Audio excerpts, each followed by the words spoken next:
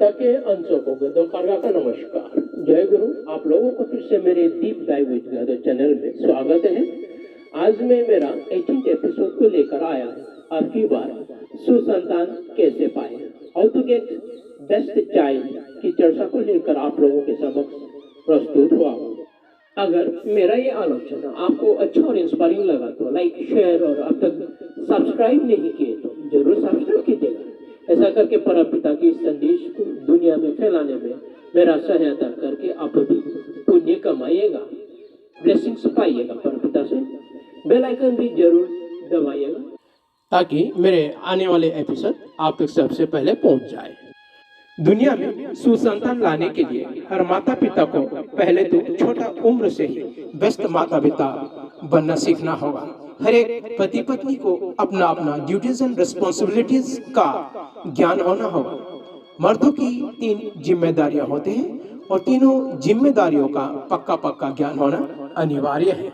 जैसे फर्स्टली, एक मर्द या लड़का को पति के रूप में अपनी पत्नी के प्रति जिम्मेदारियां अथवा भूमिका रोल क्या क्या है उसका पक्का पक्का ज्ञान अर्जित करना होगा। सेकंडली, एक बाप का क्या क्या जिम्मेदारियां अथवा रोल है उसका पक्का पक्का ज्ञान अर्जित करना होगा। थर्डली, एक अच्छे और परिपक्व नागरिक के तौर पर अपने अपने समाज के प्रति, देश के प्रति क्या क्या जिम्मेदारियां हैं अथवा रोल क्या है उसका पूरा पूरा ज्ञान अर्जित करना होगा। इसी तरह फर्स्टली, एक औरत या लड़की को एक पत्नी या बहू के रूप में अपने पति के प्रति जिम्मेदारियां अथवा भूमिका क्या क्या है उसकी पूरा पूरा ज्ञान होना होगा। सेकंडली, एक माता की क्या क्या जिम्मेदारियां अथवा रोल है उसकी पक्का पक्का ज्ञान सीखना होगा। थर्डली, एक अच्छे और परिपक्व नागरिक के तौर पर अपने समाज और देश के प्रति क्या क्या जिम्मेदारियां हैं, भूमिका है, उसकी कंप्लीट ज्ञान अर्जित करना होगा। अपना अपना ड्यूटीज एंड रिस्पॉन्सिबिलिटीज की भूमिका की ज्ञान सीखे बिना लड़की अथवा औरत और लड़का अथवा मर्द को शादी के बारे में अपने दिमाग में ना ही लाए तो बेहतर होगा, क्योंकि अज्ञानता की अवस्था में शादी करने पर उनसे जो संतान आएगा वो संतान lust, pride, anger, envy, greed, gluttony, sloth, selfish से भरे हुए होंगे, नालायक होंगे, इसमें कोई शक नहीं। नालायक कौन है और नालायक क्या है मैं एपिसोड 16 में एक्सप्लेन कर चुका हूँ। और हाँ, ध्यान रहे कि किसी सतगुरु या अवतारी पुरुष के आगे खुद को कंप्लीटली सरेंडर किए बिना इस तरह की नैतिक ज्ञान हासिल कर ही नहीं सकता। और जो लोग पूर्णतः समर्पण किए बिना ज्ञानी जैसे भाषण देते फिरते हैं वे सभी मौखिक ज्ञान है। मौखिक ज्ञान से ना कोई खुद सुधरता है और ना ही कोई किसी को सुधारता है, क्योंकि मौखिक या ऊपरी ज्ञान बलहीन होने के कारण वो सभी ज्ञान बेअसर होते हैं। ज्ञान जब तक इंसान के जीन्स में बसकर कैरेक्टर ना बन जाए तब तक मौखिक ज्ञान बनकर ही रह जाते हैं। अतः इस तरह की इंसान की खून में सुसंतान जन्म देने की गुण नहीं होता। माता पिता की भूमिका सिर्फ बच्चों को स्कूल भेजना, खाना पीना खिलाना, कपड़े लत्ते और अन्य जरूरतों की पूर्ति के लिए रुपया पैसा देने तक सीमित नहीं होता। हर माता पिता का सबसे प्रमुख और महत्वपूर्ण जिम्मेदार अपने बच्चों को नैतिक ज्ञान प्रदान करना होता है। नैतिक ज्ञान ही वो सिद्धि है जो इंसान को एक साधारण जीव जंतु के स्तर से एक अनमोल अथवा वास्तविक इंसान के स्तर तक पहुंचाते हैं। अतः हर माता पिता को जितना बन पड़े उतने नैतिक ज्ञान हासिल करके उन सभी ज्ञान को अपने बोल हो व्यवहार में इस्तेमाल करते हुए जीना चाहिए, जो बच्चों के दिमाग में अमिट छाप बनकर उनके चरित्र बन जाए। पक्का पक्का नैतिक ज्ञान एक सतगुरु की छत्र छाया में रहने से और उन्हें अपना मार्गदर्शक स्वीकार करते हुए पूर्ण निष्ठा के साथ जीवन यापन करने से ही प्राप्त होता है। हर एक इंसान को कम से कम इतना तो ज्ञान होना चाहिए कि गुरु के बिना जीवन जीना बाकी नीच स्तर वाले जीव जंतुओं की स्तर की बराबर है। नैतिक ज्ञान ही इंसान को बाकी जीव जंतुओं से जुदा करते हैं। सतगुरु के संपर्क में आए बिना नैतिक अथवा आध्यात्मिक ज्ञान प्राप्त करना असंभव है। जिन जिन लोगों की गुरु नहीं होता, उन लोगों की ज्ञान सिर्फ मौखिक ही होते हैं, व्यवहारिक नहीं होता। और इस तरह की मौखिक ज्ञान खुद के साथ साथ दूसरों को भी अज्ञानता की गहन अंधेरे में ले डूबता है।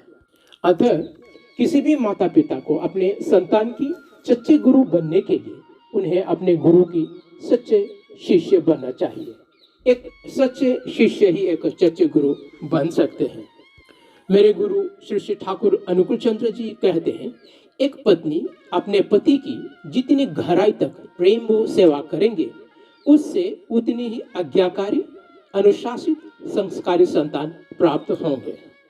हर माता पिता को आत्मिक, मानसिक और शारीरिक तौर पर बिल्कुल शुद्ध व पवित्र होना चाहिए। भोगी माता पिता से भोगी संतान ही जन्म लेंगे और योगी माता पिता से योगी संतान ही जन्म लेंगे। डॉक्टर्स भी गर्भवती औरत को सदा खुश और शांत रहने की सलाह देते हैं। सुंदर और प्यारी प्यारी बच्चों की चित्र बार बार देखने को कहते हैं, कारण ये बताते हैं कि गर्भवती महिलाएं जब स्ट्रेस में जीते हैं तो माँ और बच्चे की दिमाग और सेहत पर बुरे असर पड़ते हैं। इस तरह मेरे बताने की तात्पर्य यह है कि साइंटिफिकली ये प्रूव हो चुके हैं कि माता पिता की दिलो दिमाग में जो भी चलते हैं वे सभी बच्चे की दिलो दिमाग पर असर छोड़ जाते हैं, छाप छोड़ जाते हैं। माता पिता जितना डिसिप्लिन्ड होंगे, तन और मन से शुद्ध व पवित्र होंगे, तो उनसे जन्मे संतान में धैर्य ज्यादा होंगे, साहस ज्यादा होंगे। फलस्वरूप भविष्य में जीवन की हर मुश्किलों को शांत मन के साथ पार लगाने में सक्षम होंगे।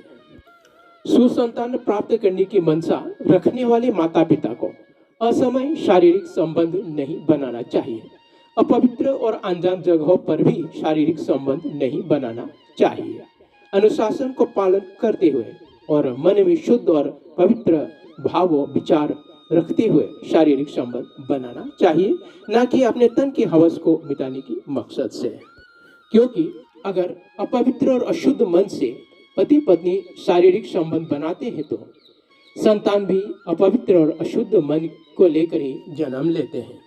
अपने तन की आग को मिटाने की लक्ष्य से जब पति पत्नी शारीरिक संबंध बनाते हैं तो उससे जो संतान जन्म लेते हैं वो संतान कामी होते हैं और हवसी होते हैं।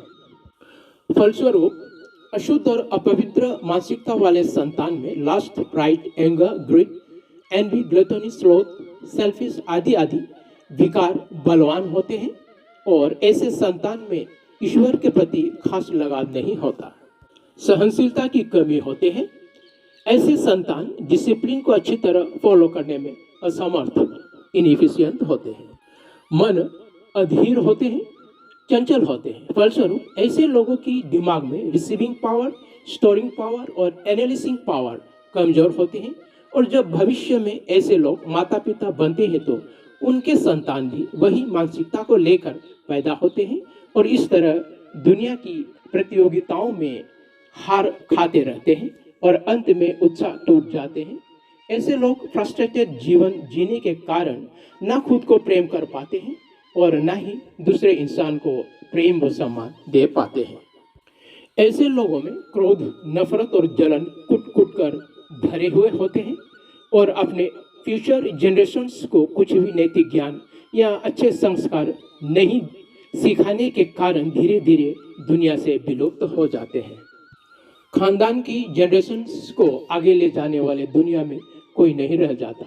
तो इन बातों से हमें ये समझ में आता है कि इंसान जब बचपन से ही ईश्वर को गुरु मानते हुए तन, मन और आत्मा से भक्ति और सेवा करते हुए नैतिक ज्ञान प्राप्त करके जीवन यापन करेंगे तो ही दुनिया में सुसंतान ला पाएंगे। ये सुसंतान कैसे पाए का पार्ट 1 है। पार्ट 2 भी मैं लेकर आ रहा हूँ, इंतजार कीजिएगा दोस्तों। मेरे साथ बने रहने के लिए आपको बहुत बहुत धन्यवाद। जय हिंद, जय भारत।